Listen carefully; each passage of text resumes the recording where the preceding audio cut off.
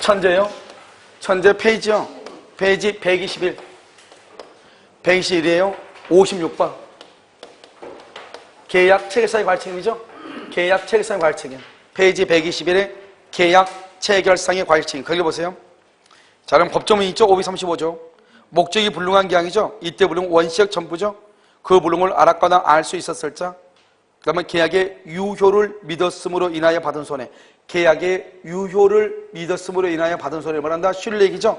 신뢰액을 청구한다. 그러나 계약이 유효함으로 인하여 생길 이익. 계약이 유효함으로 인하여 생길 이익. 그것을 이행이익이죠? 이행이익을 마지 못한다. 청구하지 못한다. 아니 넘지 못한다. 그런데요, 상대방이 만약에 원시적 불능에 대해서 악이나 과실이 있다. 상대방이. 알죠? 그러면은요, 상대방이 악이나 과실이 있으면 일방은요, 책임을 안 지죠. 그러니까 계약 체결상의 과실 책임으로 손해배상을 청구하려면 매수인은 반드시 뭐가 돼야 돼? 선의 플러스 뭐가 돼야 돼? 무과실이 돼야 돼. 선의 플러스 무과실. 자, 1번 56번 볼까요? 우리 민법은 원시적 불능이죠? 원시적 불능 이퀄 뭐죠? 무효. 원칙적으로 무효이죠? 그런데 예외적으로 일정한 요건, 즉 갑은 악이나 과실이 있고 상대방은 선의 무과실이다. 이러한 조건이 있으면 무슨 이익을 배상한다? 신뢰이익 배상의 계약 체결상의 과실 책임을 규정하고 있죠. 57번은요. 계약 체결상의 과실을 이유로 한 신뢰이익의 손해배상은 계약이 유효함으로 인하여 생길 이익을 뭐하지 못한다? 넘지 못한다. 58번 계약 체결상의 과실 책임은 원시적 불능을 알지 못한 데 대한 상대방의 뭐뿐만 아니라 선의뿐만 아니라 뭐까지 요구한다? 선의 무과실까지 있어야 돼. 그 다음에 59번은요. 부동산 매매 계약이 있어서 실제 면적이 계약 면적의 미달. 이것을 수량을 지정한 매매에서 이 말이죠. 그 미달 부분의 원시적 불능을 이유로 계약 체결상의 과실 책임을 물을 수가 있다 없다? 없다. 여기 우리가 미달되죠? 그러면 미달되면 여러분 뭐라고 그랬죠? 그것이 수량을 지정한 매매에 해당하면 담보 책임으로 가는 것이지 계약 체결상의 과실 책임으로 가는 것은 아니다. 왜요? 계약 체결상의 과실 책임은 원시적 전부가 불능이 돼야 되죠. 일부가 불능일 때 인정되는 것이 아니란 말이죠. 알겠죠? 자, 그 다음에 60번은요. 건축공사의 대가로 임야 사용권을 부여하고로 약정했으나 임야 사용권이 원시적 불능이다. 이런 원시적 불능 그렇게 돼 있어요? 원시적 불능 이것을 우리는 말한다. 계약 체결상의 과실을 이유로 손해배상 책임이 뭐가 된다? 인정된다. OX. 여러분 여기 봐봐. 원시적 불능이라잖아요. 이러면 이런 거 임야 사용권 이런 거 중요하지 않아. 원시적 불능이란 말이 중요하다고. 그러면 뭐다? 계약 체결상의 과실 책임. 61번은요. 토지에 대한 매매계약 체결 전 원시적이죠. 이미 전부가 수용이네. 전부가 수용. 이것을 말한다. 원시적 불능. 유효 무효. 무슨 책임? 계약 체결상의 과실 책임. 손해배상은 무슨 이익? 신뢰이익. 뭐를 넘지 못해? 이행이익을 넘지 못한다.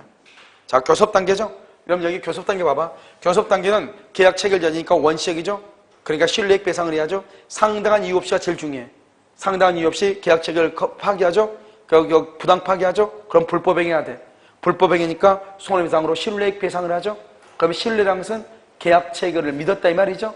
그런데 계약 체결이 좌절되더라도 어쩔 수 없다. 경쟁 입찰이다. 이런 것은 계약 체결을 신뢰할 수 있다 없다? 없다. 그 다음에 정신적 위자료 청구할 수 있죠. 일방의 적극적 요구에서 비용을 지출했다. 그 비용에 대해서도 말 수 있다. 청구할 수 있다. 한번 볼까요? 62번. 계약 교섭의 부당한 중도 파기가 불법행위를 구성하죠. 불법행위를 구성한다. 그러면 여기 이때 불법행위를 구성 줄고 불법행위를 구성했다는 말의 뜻은 뭐다? 상당한 이유 없이 이 말이죠. 상당한 이유 없이. 무슨 이익이 한정된다? 신뢰 손해에 한정된다. 원시적이니까 부당파기니까. 63번은요. 계약 체결에 대한 신뢰가 형성된 상태에서 부당파기는 무슨 행위다? 불법행위. 64번 계약 체결이 좌절 동그라미 좌절될 수도 있는 경쟁 입찰 동그라미 입찰에 참가하기 위하여 제출한 줄과 견적서 작성 비용 이런 것은 신뢰다 아니다? 아니죠. 청구할 수 없다. 65번 상대방의 적극적 요구 줄고 적극적 요구에 따라서 이행에 착수하고 그 다음에 줄고 이행 비용을 지급해서 이용 비용을 지급 손해배상으로 청구할 수가 있다 없다 없다 죄송해요 있다 손해배상으로 청구할 수 있다. 그 다음에 66번은요 우리가 계약의 성립을 기대하고 지출한 통상의 계약 준비 비용 이것을 무슨 얘기를 한다? 신뢰 이익이라고 하죠. 청구할 수 있다. 67번 계약 교섭의 부당한 파기로 인격적 법익이 침해했다. 인격적 법익 정신적 위자료죠. 위자료에 대해서도 청구할 수가 있다 없다 있다 알았죠? 그 다음에 계약 일반 이것은요 우리가 동시에 협력할 때 해야 되니까 조금 놔두고 그 다음에 어디를 보시냐 위험부담을 보세요. 위험부담 페이지 126 그럼 위험부담이 뭐죠? 위험부담 봤어요? 오케이 위험부담이요 537조는요 당사자 일방의 채무가 당사자 쌍방의 책임 없는 사유죠. 쌍방의 책임 없는 사유로 이행할 수 없게 되죠. 그럼 이행불능이죠. 그래서 맨 앞에가 뭐죠? 쌍무계약이죠. 그러면 쌍무계약은 딱 두 가지라고 그랬죠. 동시행 합력권하고 위험부담이죠. 그런데 쌍방의 책임 없는 사유죠. 그러면 쌍방의 책임 없는 사유는 천재지변이라든가 그 다음에 제3자의 방화죠. 그러니까 채권자인 을이 잘못했다 안 했다? 안 했죠. 그래서 대금을 청구할 수 있다 없다 채무자는 누구죠? 매도인은 상대방이 누구죠? 매수인 채권자죠. 채권자의 이행이 뭐죠? 대금이죠. 대금을 뭐 하지 못한다? 청구하지 못한다. 그러니까 건물은 없어지고 돈은 손해보죠. 누가 손해봐? 채무자 위험부담주의다. 124 위험부담은 후발적 불능 알겠죠? 후발적 원시적은 뭐다? 원시적은 계약 체결상의 과실책임 후발적은 뭐다? 위험부담 125 위험부담에 관하여 우리는 무슨 주의다? 원칙적으로 채무자 위험부담주의예요. 그 다음에 126은요 쌍무계약이죠. 쌍무계약 동시행합력권하고 위험부담하고 127은요 위험부담은 채무자의 잘못이 있어야 돼 없어야 돼? 잘못 없이요. 잘못 없이 채무자 우리가 여러분들 아무 말 없이 위험부담 그러면 채무자 위험부담주를 얘기해요. 알겠죠? 그 다음에 128번 뭐죠? 부담부 증여계약이라고 되어 있나요? 자, 부담부 증여계약 체결 후 후발적이죠.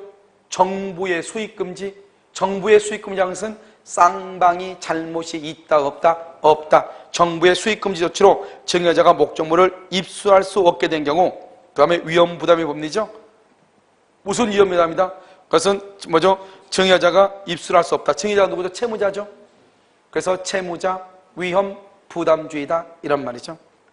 자, 129는요 매매계약 체계로 천재지변으로 목적물인 건물이 뭐가 되죠? 멸실되죠. 천재지변 그러면 쌍방이 잘못 없죠.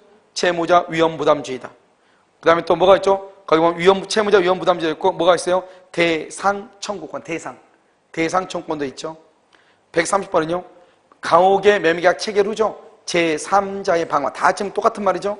채무자 위험부담주의 131은요 유명 화가의 그림에 대해서 임대차 계약을 체결한 후 후발적이죠. 이런 봐봐 이게 중요하죠. 이런 말을 알아야 하는데 임대인하고 임차인 중에서 누가 채무자고 누가 채권자예요? 매도인하고 매수인은 누가 채무자죠?